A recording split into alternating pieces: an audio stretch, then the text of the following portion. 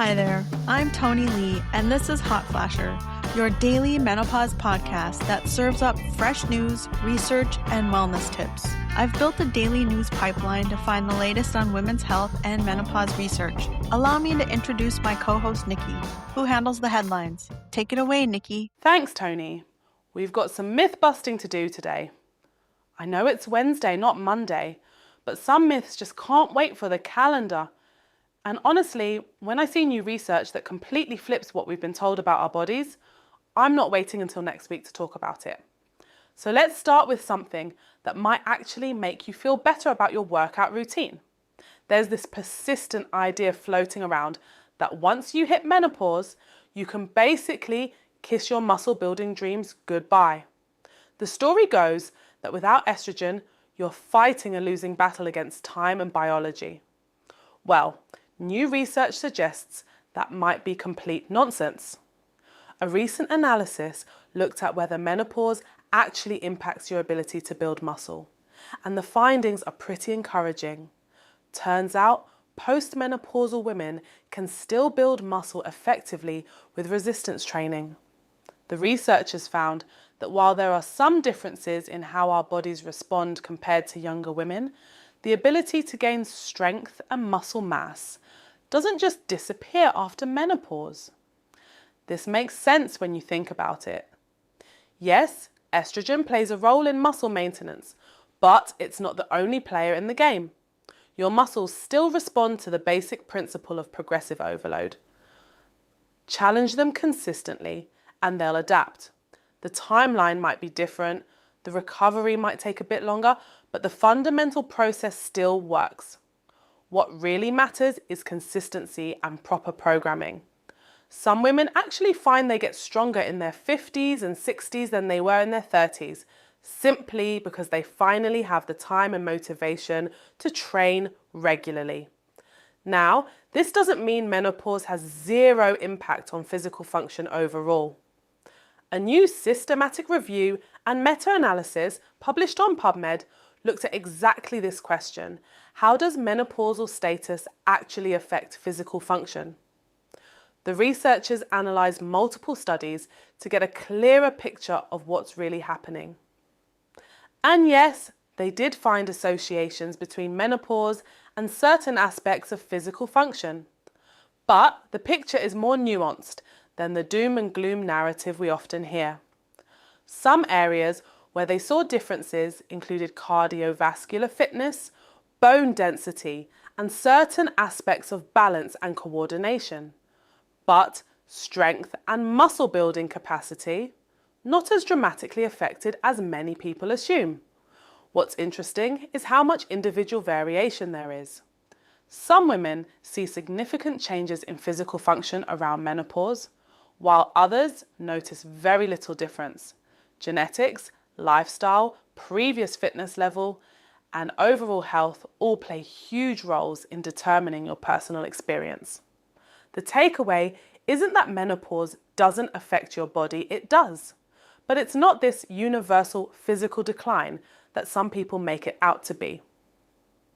Your body is still capable of amazing things, including building muscle and getting stronger. Speaking of bodies being capable of amazing things, let's talk about some long overdue scientific attention to female anatomy.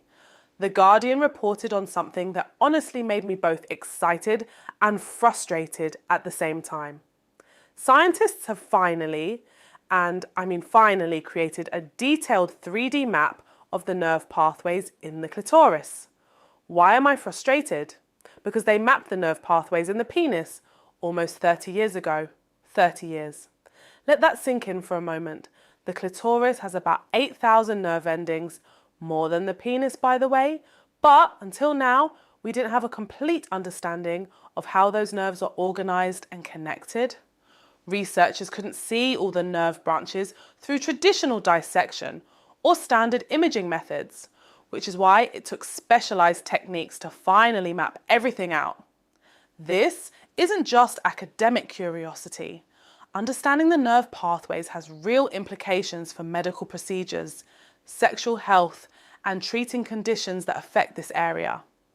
when surgeons operate in the pelvic region, when doctors treat conditions like vulvodynia or clitoral pain, when researchers study female sexual response, all of this benefits from having accurate anatomical maps. The fact that we're just getting this information now in 2026 says something pretty stark about medical priorities over the past few decades.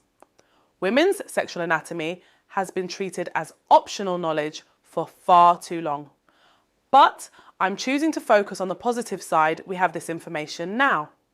Medical students learning anatomy today will have access to detailed knowledge that wasn't available to doctors who trained even just a few years ago.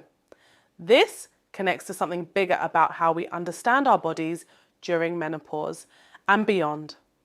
For decades, women's health research focused primarily on reproduction.